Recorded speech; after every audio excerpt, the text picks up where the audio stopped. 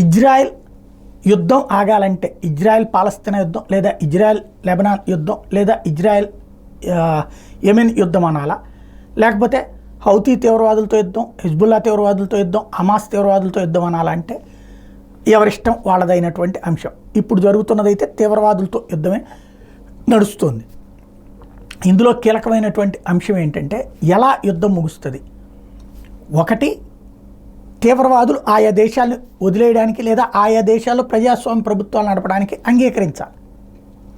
అందుకు ఎవరూ సిద్ధంగా లేరు. వాళ్ళ డామినేషన్ ఆ దేశాల్లో ఉండాలనుకుంటున్నారు.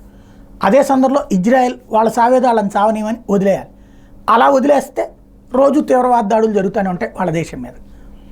ఇప్పుడు ఇక ఉన్న పరిష్కారం ఏంటి? హమాస్ని కంప్లీట్గా ఎలిమినేట్ చేయటం.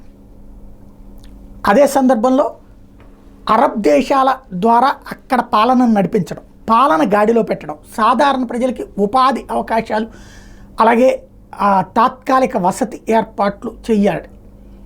అదే సందర్భంలో ఈ తీవ్రవాద సంస్థలు తీవ్రవాదులుగానే ప్రకటించి వాళ్ళు ఎక్కడ కనబడ్డా సరే అరెస్టు లేదంటే కాల్చిపారేయాలని ఆయా దేశాలు చెప్పాలి. ఇవన్నీ సాధ్యమా అంటే ఆయా ప్రభుత్వాలకు అంత దమ్ము లేదు. అది జరగనంత వరకు యుద్ధం నడుస్తూనే ఉంటుంది. యుద్ధం నడుస్తున్నంతసేపు ప్రపంచానికి సంక్షోభం నడుస్తూనే ఉంటుంది.